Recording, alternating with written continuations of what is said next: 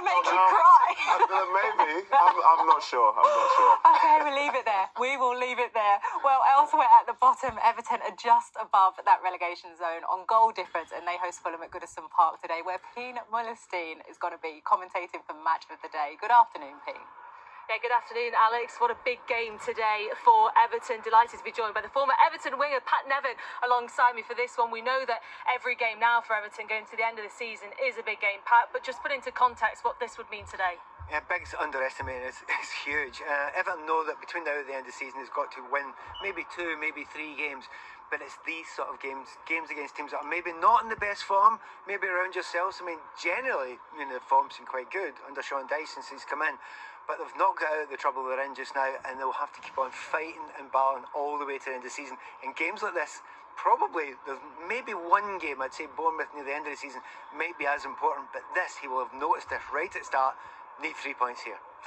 Talking off Sean Dyche then, what have you made of the impact that he's had on this Everton squad since he's arrived? It hurts me slightly to say that when Frank Lampard left, and you look at what's happened since, percentage of points, he's getting double what Frank was getting for the numbers. So that's, they've made the right decision to bring Sean Dyche in. So he's done well here. The fans have taken to him. Now, fans around Everton, it's not necessarily the style they're used to. They're light enough, but they don't care about that just now. They have to stay up. And he will have to get a team that's fighting, battling, getting everyone behind him, not just the players on the pitch, but everyone around these stands as well. He's managed to do that so far. He's going to have to keep on doing it all the way at the end of the season, particularly today. As a manager then, what do you want from your players if you are in a relegation battle? What is the mentality required to stay up in the Premier League? Well, I know Dion's in the studio and he's saying fight, and we're all saying fight and battle, because you need to do that. It's so hard to play your way out with tippy-tappy football when you're down near the bottom of the league, when the pressure's on. You can do the technical stuff as well, but you need to be able to scrap. And certainly Everton have done that.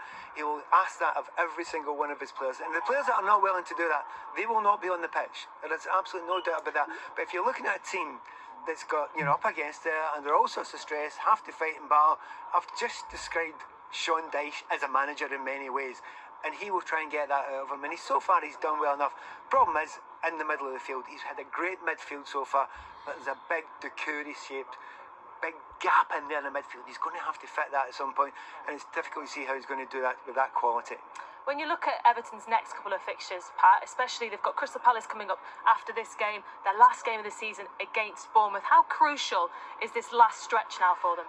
Well, you try not to think about those last games, but you always think about it down that side of the league, because the stresses are, try and take every game as it comes. Yeah, fair enough. But on top of that, you're thinking, how many points do we need to get?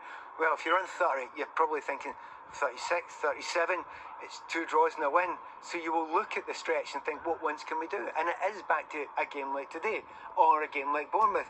But don't take away anything from Sean Dyche to say you're getting unexpected points here and there.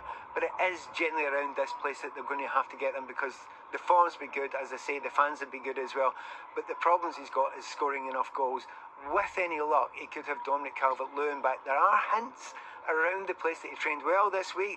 There might be a possibility of seeing him on the pitch today, and that would be fantastic for not only Everton on the pitch, but Everton going forward. Yeah, well, really looking forward to this game. Of course, Fulham, trying to bounce back. No win in their last 5 in all competitions, so big game coming up here at Goodison Park. Thanks, Pien. Thanks, Pat. We had a little visitor in the background as well.